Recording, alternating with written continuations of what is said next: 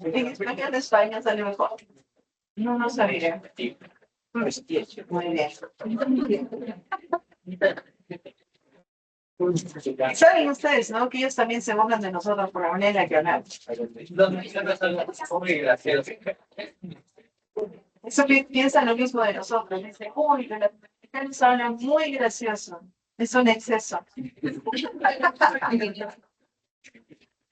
No, son unos excesos.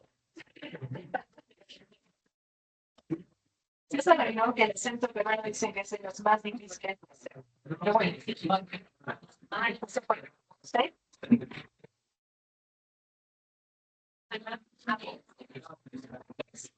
Bueno, ustedes tienen acento así fuerte. ¿Qué he escuchado? ¿Qué he escuchado? Se alarga, vamos cantando. Chicos, a ver, cuando hablamos acerca de glándula suprarrenal, tenemos que ver algunas generalidades. ¿Listo? Lo primero, las glándulas suprarrenales, ¿cuántas son? Hasta que demuestren lo contrario, ¿cierto? Ya les he dicho que hasta que no se ve una ecografía y digan tengo dos riñones, dos glándulas suprarrenales, no pueden decir que tienen dos. Yo sí me he hecho ecografía y yo tengo dos. Así que no, no son raros los pacientes que tienen, que son monorrenos o que tienen, por ejemplo, riñón en herradura. Tampoco no son raros los pacientes que solo tienen una glándula suprarrenal. Así que, punto importante. ¿Cuánto se tiene que perder de la glándula suprarrenal para que hayan efectos? Más del 70%. Este es el más noble de todos los que van a ver. Bueno, no sé, siempre digo lo mismo. 90%. O sea, de repente, por ahí algunos, Dios no quiera, ¿no? Quiere que usted no se daría cuenta por ejemplo, el más leve de no, es súper noble, súper noble. Muy bien. Son retroperitoneales, están ubicados en los ápices de los riñones, creo que eso ustedes lo conocen. Tiene dos partes, la médula, como cualquiera de las médulas que es central, y la corteza. La médula representa la porción interna, recuerden, más o menos 20% de la glándula suprarrenal. Es en la médula, más o menos para que tengan esa imagen visual, la parte importante, la parte profunda, donde se secretan las catecolaminas. ¿Recuerden quiénes eran las catecolaminas? Adrenalina y noradrenalina. Y obviamente sabemos que esta es la parte que conecta el sistema endocrino con el sistema nervioso. Recuerden que el sistema nervioso, en el sistema nervioso, adrenalina y noradrenalina van a tener un rol en el sistema autónomo, que ya hemos visto brevemente cuando hicimos la parte de cardio, pero que vamos a repetir cuando hagamos la parte de neuro. Entonces, si 20% es médula, 80% ¿qué cosa es? Muy bien. Entonces, 80%, la mayor parte, es corteza. Y en esta corteza se va a secretar aproximadamente 30 hormonas. ¿Creen que las vamos a estudiar todas? No. Con las justas vamos a alcanzar a 3. Entonces, si es que hay más de 30 hormonas, cada una de estas capas, como les comentaba alguno de sus compañeros, nosotros las decimos porque histológicamente como que las podemos ver, ¿listo? Y las hemos descrito en base a eso. A la capa externa le hemos llamado zona glomerulosa, a la capa media zona fasciculada y a la interna zona reticular. Pero desde la parte fisiológica es muy difícil que nosotros diferenciemos. Digamos que hay una predominancia de que en la capa externa se secreten mineralocorticoides. ¿Alguien recuerda algún mineralocorticoide? Muy bien, aldosterona. Si ustedes recuerdan, aldosterona regulaba la concentración de sodio, de potasio y de agua.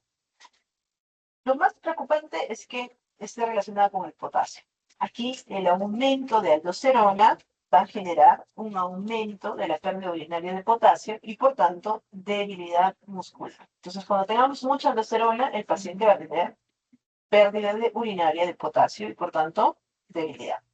Pero cuando baja es cuando más nos preocupa, porque cuando baja la aldosterona va a haber un aumento del potasio y este aumento del potasio, ¿recuerdan ustedes? Hipercalemia es, ¿vale? Kale Killer. ¿Se acuerdan? Es súper grave. ¿Se acuerdan o no se acuerdan? Ahora se acuerdan, pero después ya no. Sí. Muy bien. Paro cardíaco, arritmias cardíacas. ¿Cómo eran las P's? Con las T's. Duda. Muy bien. ¿Qué ha sido? Muy bien. ¿Se acuerdan? Excelente. Con respecto al sodio, cuando tenemos alteraciones del sodio, vamos a ver que las hormonas mineralocorticoides, especialmente aldosterona, van a ayudarnos al equilibrio de la bomba sodio-cloro-potasio. Y un aumento de la aldosterona va a promover una retención de sodio. Si es que promueve retención de sodio, a ver, Claudio, hay retención de sodio, ¿qué va a suceder con el agua?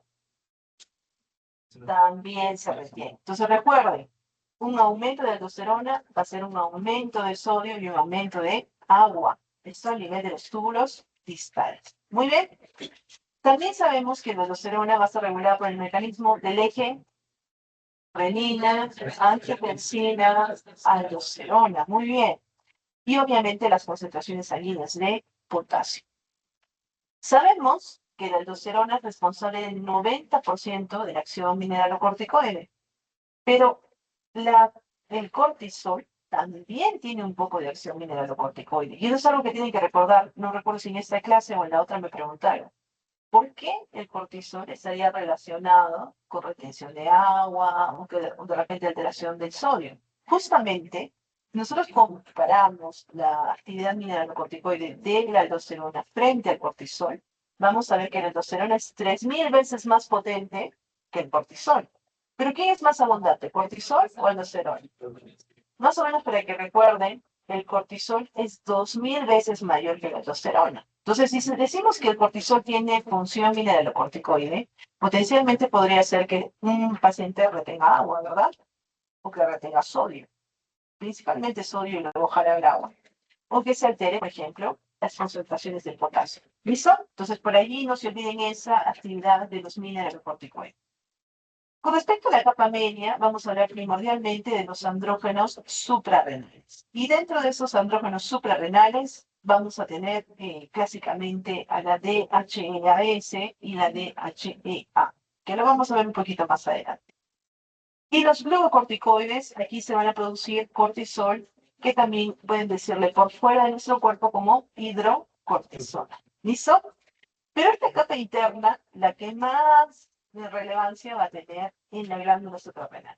Porque la capa interna va a producir a la maestra, vamos a decir, de estas hormonas, que está clasificada como un glucocorticoide, y es el cortisol. ¿Listo? Entonces vamos a hacer un pequeño repasito del cortisol. No vamos a hablar todo del cortisol, tendríamos que hacer una clase magistral, pero algunas cosas. La primera, hemos dicho que por fuera del cuerpo le vamos a decir hidrocortisol.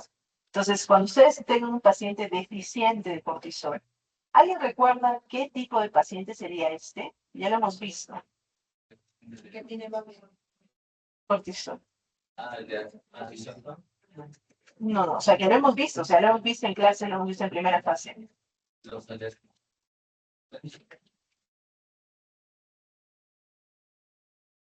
¿Se acuerdan del shock? Los tipos de shock. Teníamos shock hipovolémico, teníamos shock séptico, muy bien, cardiogénico, hipovolémico, refractario, ¿se acuerdan? Que le dábamos adrenalina y noradrenalina y que no mejoraba. ¿Qué le dábamos? Muy bien, no, le damos hidrocortisol, porque no tenemos cortisol. Entonces recuerden, en esos casos extremos en los que le dan agua al paciente, no mejora, le dan aminas, bueno, en este caso adrenalina, noradrenalina, no mejora, pues piensen que de repente tiene una deficiencia severa de cortisol y por tanto hidrocortisona potencialmente podría ayudar. ¿Listo? Esos son ya tips tipo step, ¿no? Ya no para nosotros. En general, para su secreción vamos a ver que se requiere del eje. ¿Recuerdan con quién empieza el eje? Hipotálamo, que segrega CRH, hormona liberadora corticotropa. De ahí, ¿hacia dónde actúa? Hipófisis. ¿Qué parte? ¿Adeno o neuro? Adeno. Hipófisis que segrega ACTH. ¿Cuál es el otro nombre de la ACTH? Ya, o corticotropía. Listo. Y de allí esta actúa a nivel suprarrenal. Entonces la ACTH va a ser regulada por la CRH y esta hemos dicho que se llama CRH por sus siglas en inglés, ¿no es cierto? Corticotropin Releasing Hormone o hormona liberadora de la corticotropina. La ACTH, si está aumentada, va a aumentar el cortisol y si está disminuida, va a disminuir el cortisol. Fisiológicamente va a tener una actividad rítmica en el sistema nervioso central. Y esta actividad va a lidiar o va a llevar a que todo el sistema sea rítmico.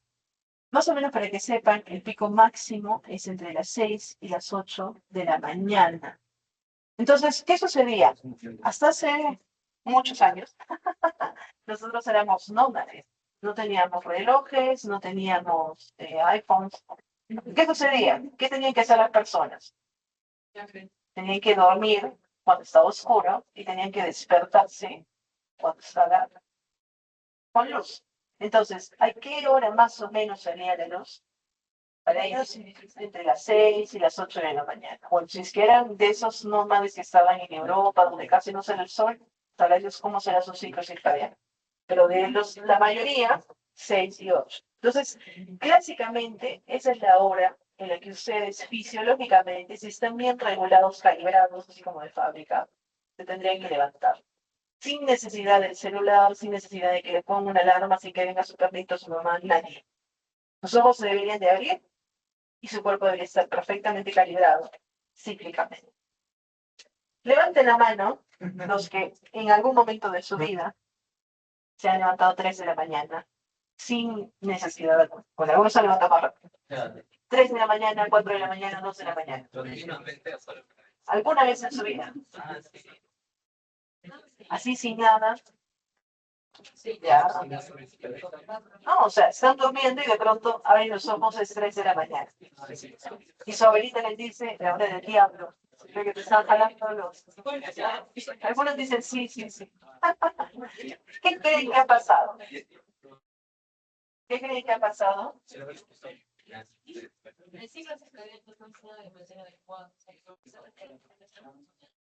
Miren, para que nosotros podamos dormir, justamente el nivel más bajo de cortisol debe estar a las 3, 4 de la mañana, 2, 3 de la mañana. Realmente, si están bien calibrados, 3 de la mañana. Y si es que abren sus ojos, voltean, dice 3, 0, 0.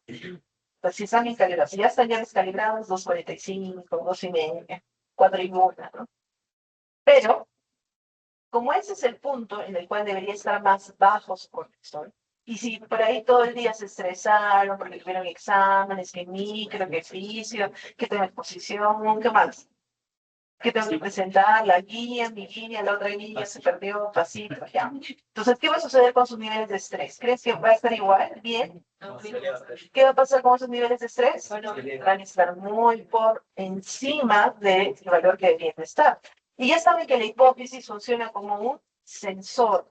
Sensa los niveles de hormonas. Y si es que sensa los niveles de hormonas y en ese momento debería estar más bajo y está súper alto, ¿qué va a suceder? Va a pensar que estamos en pico. ¿Y qué va a suceder con sus ojitos? Se van a abrir de la nada. Algunos se van a asustar, algunos van a decir, no me miro en el espejo, que el diablo se lleva mi alma. Y esto les ha pasado a todos. Por eso es que existen esas, y no solamente en nuestra idiosincrasia, o sea, estoy hablando de la idiosincrasia arequipeña, sino también en la idiosincrasia de todos los países, algo le han atribuido eso, porque no sabían cómo explicar. Pero nosotros sabemos que es por una elevación del cortisol. Entonces, clásicamente, como la mayoría de personas se levantan a esta hora, pues a esa hora es donde empiezan la mayoría de los trabajos y esto se considera la jornada diurna. ¿Listo? Entonces, a medida que pasa el día, después de que tenemos este pico, debería de bajar y debería de bajar progresivamente, cosa que no sucede, ¿no? En el caso de algunos. A medida que va pasando el día, va aumentando los niveles de cortisol. Entonces, por ejemplo, ¿qué sucede en nosotros los médicos que hacemos guardia? Y ustedes en el futuro.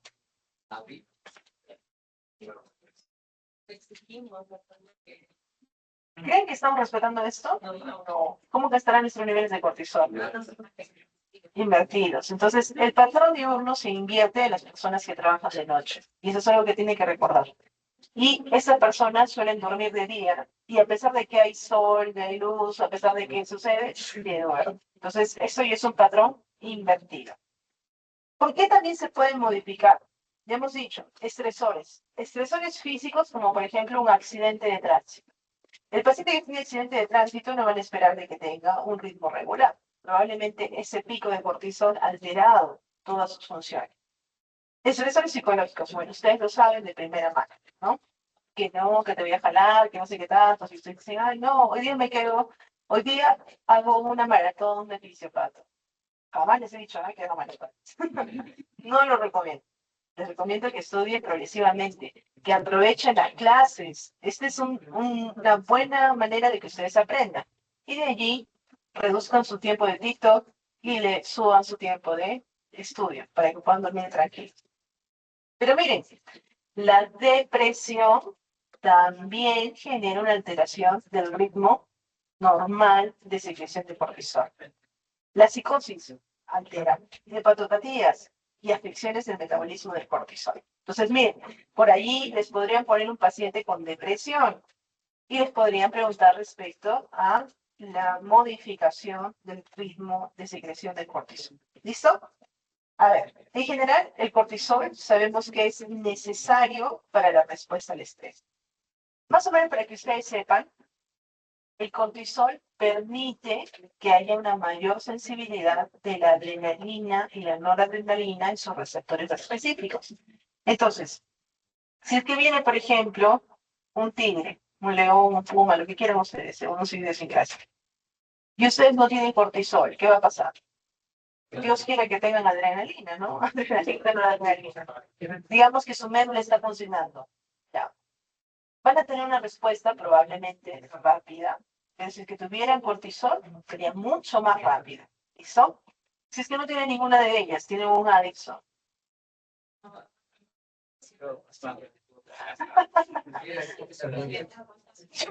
Yo espero que tengan ese 1% que hace la diferencia. Muy bien. A ver, entonces, recuerden que el cortisol es necesario para la supervivencia, que ayuda a la regulación de las funciones metabólicas y que nos permite el control de la respuesta inflamatoria.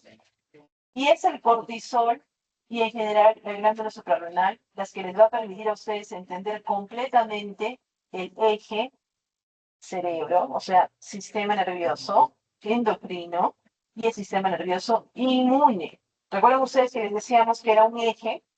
Entonces, es justamente por ese control de la respuesta inflamatoria, y quizás es la única que les voy a explicar ahora para que estén tranquilos. Cuando nosotros vemos al cortisol, el cortisol se va a encargar de estabilizar las membranas lisosomales de las células inflamatorias. Entonces, si ustedes recuerdan, la mayoría de células inflamatorias tenían membranas en las cuales tenían algunas enzimas justamente para degradar a las bacterias, por ejemplo, los neutrófilos, todos los granulocitos, ¿de acuerdo? Este cortisol estabiliza estas vesículas para que no salgan y no se rompan. Entonces, ¿qué va a pasar con la respuesta inmune? ¿Va a ser igual, mayor, menor? Menor. Además de eso, previene que estas células que normalmente liberan mediadores inflamatorios para amplificar la respuesta, realicen eso. Entonces, baja la respuesta inflamatoria. Sumado a eso, ¿se acuerdan ustedes que para que haya respuesta inflamatoria tenía que haber permeabilidad capilar? Entonces, el cortisol disminuye la permeabilidad capilar, por tanto es más difícil para las células hacer diapéresis y también para el agua escaparse. Entonces, no hay tanto edema, no hay tanta sed. Sumado a ello, limita la fagocitosis de los leucocitos. Porque si es que los leucocitos fagocitan, van a liberar mediadores y mediadores inflamatorios. Y estos obviamente van a amplificar la señal. Por tanto, todo esto va a hacer que se disminuya la respuesta inflamatoria. Entonces me decían, ¿por qué el cortisol modula la respuesta inflamatoria? Porque actúa a diferentes niveles. ¿En qué paciente también disminuye los eosinófilos? ¿En qué paciente nos conviene que se haga esta modulación? En los pacientes que tengan enfermedades autoinmunes. Muy bien, porque ahí tenemos una hiperexpresión de nuestro sistema inmune contra nosotros mismos. ¿Quiénes más? Muy bien, pacientes alérgicos. Hemos visto un caso específico la fase pasada. Muy bien, el paciente asmático. En el paciente asmático, nosotros si le damos corticoides podemos evitar la remodelación bronquial. Pero dígame, a largo plazo, ¿qué sucede? Se causa atrofia del tejido linfático y obviamente estados de inmunosupresión. Entonces, ¿qué va a suceder? El paciente a largo plazo va a ser susceptible, por ejemplo, a enfermedades que son simples. O, por ejemplo, el paciente con enfermedad inmunológica. Yo siempre recuerdo eso. Cuando nosotros iniciamos el COVID, solamente fuimos 5 médicos en el primer módulo COVID de Arequipa.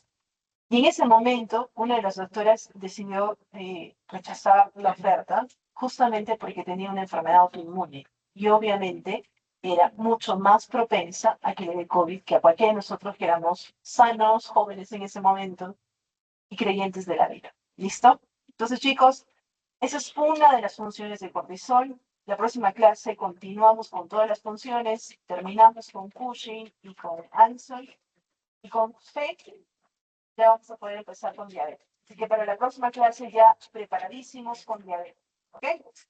Muy bien. Chao, chicos. Hasta la próxima semana.